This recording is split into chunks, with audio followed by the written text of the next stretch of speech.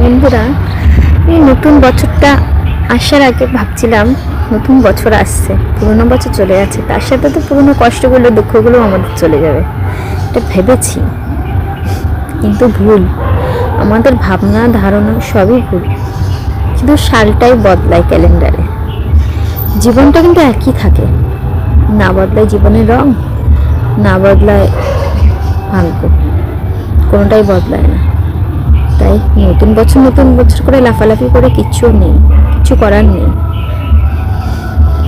যদি পারেন নিজেদের মন মানসিকতাকে বদলান, আর একটু অন্যের খুশিতে খুশি হওয়ার চেষ্টা করুন, তাহলে দেখবেন নতুন বছর কেন, প্রত্যেকটা বছরই আমাদের কাছে ভালো। এমন যত বছর চলে গেছে সেই বছরগুলো দেখবেন ভালো লাগবে ভেবে। কারণ হয়তো পুরনো দিনগুলো ফিরে পাবেন না, পুরনো বছরগুলো আমরা ফিরে পাবো না, তো পুরনো দিনের কথাগুলো ভেবে আমাদের ভালো লাগবে যে যেটাই ছিল সেটাই ভালো ছিল। অতএব যেটা আসছে সেটা খুবই ভয়ঙ্কর দিন আসছে সামনে।